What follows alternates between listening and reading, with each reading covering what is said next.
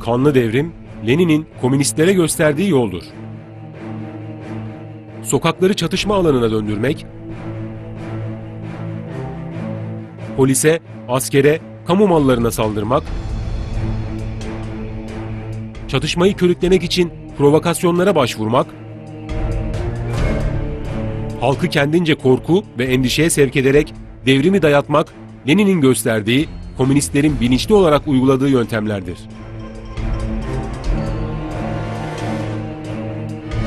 Komünizm için anarşi ve terör vazgeçilmezdir.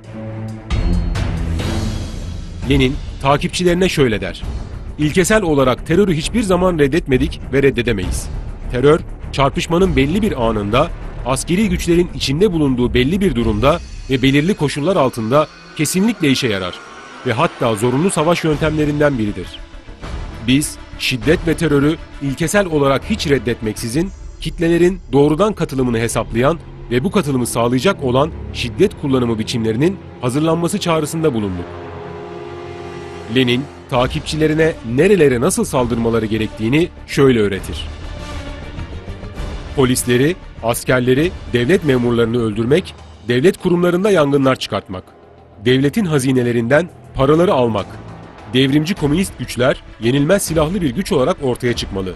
İnsanları öldürerek, bombalayarak, binaları havaya uçurarak korku yaymak ve bu şekilde toplumun üzerinde komünist diktatörlüğünü teşkil etmek, iktidara ulaşmamızın önemli unsurlarındandır. Bizim ilgilenmekte olduğumuz olgu silahlı mücadeledir. Bu mücadele bireyler ve küçük gruplar tarafından yürütülmektedir. Silahlı mücadele birbirinden kesin olarak ayrılması gereken farklı iki amaca yöneliktir. Önce bu mücadele kişilere, liderlere ve ordu ve polisteki görevlilere suikast yapmayı amaçlar. İkinci olarak hem hükümete ait hem de özel kişilere ait para kaynaklarına el koyar. Lenin, şiddete karşı olan sosyal demokratları ve bazı komünistleri ise küçümser ve onların komünist ideolojinin en temel unsurlarını anlamadığını söyler. Bir Marksist, kendini sınıf mücadelesine dayandırır. Toplumsal barışa değil, belirli, keskin, siyasal ve iktisadi bunalım dönemlerinde sınıf mücadelesi doğrudan bir iç savaş, yani toplumun iki kesimi arasındaki silahlı mücadeleye doğru gelişme gösterir. Böyle dönemde Marksistler iç savaştan yana yerlerini almak zorundadırlar. İç savaşın herhangi bir ahlaki suçlaması Marksist açıdan kesin benimsenemez. Sosyal demokratların gururla ve böbürlenerek biz anarşist, hırsız, soyguncu değiliz. Biz bunların çok üstündeyiz. Gerilla savaşını kabul etmiyoruz dediklerini görünce kendime soruyorum. Bu adamlar ne söylediklerinin farkındalar mı?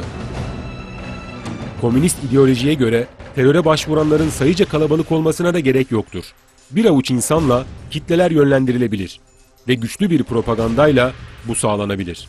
Lenin bunu şöyle anlatır: Sayıları 25-75 arasında değişen böyle birlikler her büyük şehirde, birçok halde banliyölerde birkaç düzineye çıkarılabilir. Yüzlerce işçi bu birliklere girecektir. Derhal bu düşüncenin propagandasına geçilmeli, birlikler kurulmalı.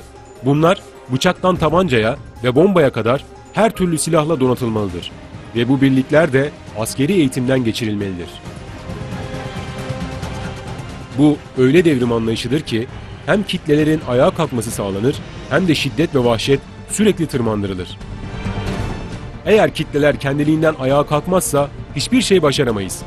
Spekülatörlere karşı terör uygulamadığımız, hemen oracıkta kafalarına bir kurşun sıkmadığımız sürece hiçbir yere varamayız.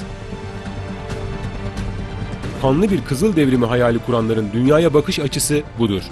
Acımasızlık, dehşet ve anarşi ayrılmaz bir parçalarıdır. Böyle karanlık bir zihniyetin hakim olduğu ortamda barış, kardeşlik, dostluk, sevgi, adalet, eşitlik olmaz. İnsanın ruh sahibi bir varlık olduğunu inkar eden, insanı sadece bir üretim aracı olarak, yani bir tür makine olarak gören bir ideoloji, insanlara güzellik, rahatlık, konfor, neşe sunamaz. Tüm milletimizin komünist terörün bu karanlık yüzünü iyi tanıması, komünist illegal örgütler, yapılar tarafından kışkırtılmaya çalışılan anarşiye karşı çok dikkatli olması gerekir. Milletimizin maneviyatçı, itidalli, derin ruhu, devletine güçlü bağlılığı, Allah'ın izniyle hiçbir komünist devrime müsaade etmez. Bu yüzyıl artık deccaliyetin kanlı oyunlarının değil, Kur'an'ın emri olan sevgi ruhunun hakim olacağı yüzyıldır.